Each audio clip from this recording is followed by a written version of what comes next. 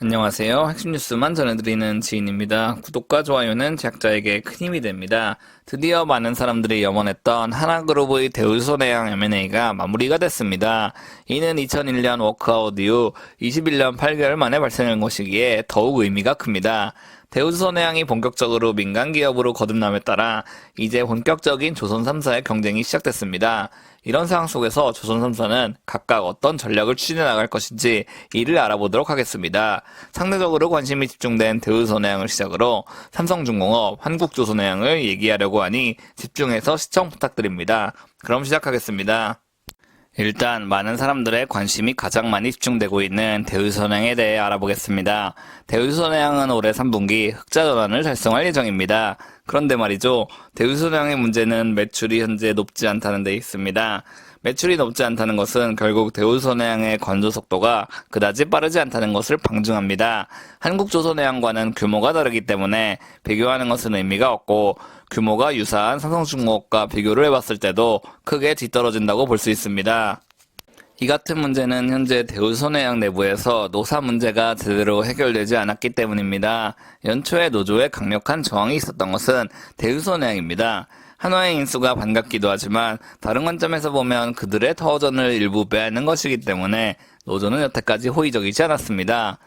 그런데 수개월간 노사와 관계가 어느 정도 정리되고 한화의 인수가 확정되면서 노조는 이번 공정위의 조건부 승인을 환영한다고 입장을 밝혔습니다. 즉 한화의 인수가 진행되면 될수록 노사 관계는 긍정적인 쪽으로 흘러갈 것이고 이에 따라 건조 속도 또한 상당 부분 개선될 것입니다. 결국 5월달부터는 건조 속도 상승과 함께 매출 상승이 발생할 것이고 대우손해양의 실적 개선은 더욱 가팔라질 것이라는 말입니다. 증권업계 애널리스트는 이런 상황을 충분히 반영해 5월에 관련 내용을 작성할 것이고 이는 주가에 긍정적인 영향을 미칠 것으로 예상됩니다. 대우손해양의 문제는 또 있습니다. 아직까지 수주가 원활하지 않다는 게 매우 큰 문제입니다. 이는 노사 갈등과는 딱히 관련이 없습니다. 그렇다면 왜 이런 사단이 발생하고 있는 것일까요? 대우손해양이 적극적인 수주에 나서기 위해서는 기업에서 전사적으로 영업직들을 지원해야 합니다. 그런데 말이죠. 하나는 대우손해양을 인수하면서 잠수함과 같은 역량을 더욱 강화하겠다고 입장을 밝혔습니다.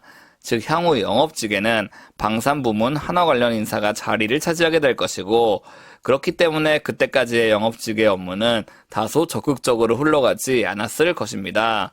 한화와 대우손해양의 인사가 완벽히 마무리된 후에야 적극적으로 한화의 네트워크를 활용해 선박 수주를 진행할 수 있습니다. 이러한 요소를 고려해 한화는 5월부터 영업직 관련 대대적인 인사 개편이 있을 것입니다. 특수성과 함께 상선 수주 역량을 빠르게 강화하기 위해선 한화의 인력을 배치하는 것이 효율적이기 때문입니다. 이번엔 삼성중공업에 대해 알아보겠습니다. 사실 어찌 보면 최근 가장 긴장해야 하는 기업이 삼성중공업입니다. 왜냐하면 삼성중공업은 삼성그룹의 이점을 거의 살리지 못하고 있으며 특수선 사업 또한 하고 있지 않기 때문입니다. 그럼에도 불구하고 삼성중공업이 유일하게 잘하는 것이 있습니다. 바로 해양 플랜트의 일종인 FLNG 프로젝트입니다. 삼성중공업은 전 세계에서 발주된 FLNG 4척 중 3척을 수주하고 건조해 이 분야에서 독보적인 경쟁력을 보유하고 있습니다. 어찌 보면 이 같은 사실은 한순종에 관한 우위 요소일 뿐입니다. 그런데 말이죠. 전 세계적인 정치 갈등은 여전히 지속하고 있고 유럽을 포함한 많은 국가들은 천연가스를 확보하기 위해 최선을 다하고 있습니다. 여기서 중요한 것은 국제정세에 휘둘리지 않으면서 안정적인 가스를 확보하는 것입니다. 그렇기 때문에 가격이 다소 비싸더라도 안정적으로 수출하고 공급할 수 있는 FLNG에 대한 수요가 앞으로도 꾸준할 것이라는 말입니다. 지금은 약간 주춤해졌다곤 하지만 2022년은 정말 기록적인 가스가격 급등이 발생했습니다. 우연하게도 이번 유럽의 겨울이 역대급으로 따뜻했기 때문에 큰 문제는 없었으나 유럽 국가들은 가스 확보에 혈안이 됐습니다. 왜냐하면 현재 전 세계는 친환경 발전을 무엇보다 중요시하고 있는데 이런 상황 속에서 완전한 친환경 발전은 아직까지 보편화되지 않았기 때문입니다. 그렇기에 중간자적인 친환경 발전인 LNG가 크게 부각받고 있고 이러한 기조는 최소 2030년까지 이어질 것입니다. 그렇기에 삼성중공업은 이 선박 수주에 더욱 박차를 가해야 조선 3사 경쟁에서 살아남을 수 있습니다. 마지막으로 한국조선해양에 대해 알아보겠습니다. 사실 이 기업에게는 특별한 전략이 필요 없습니다. 현대중공업, 현대미포조선, 현대사모중공업, 그리고 군산조선소까지 풍부한 부지의 건조가 빠르게 진행되고 있기 때문입니다.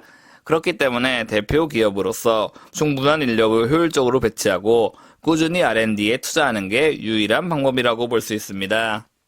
오늘은 조선 3사의 차별화된 전략에 대해 알아봤습니다. 올해 상반기가 배터리와 소재의 시기였다면 하반기는 조선 그리고 방산의 시기가 될 수도 있습니다.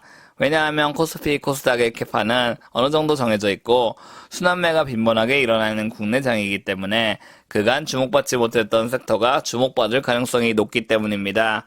제가 준비한 소식은 여기까지입니다. 지금까지 핵심 뉴스만 전해드리는 지인이었습니다. 감사합니다.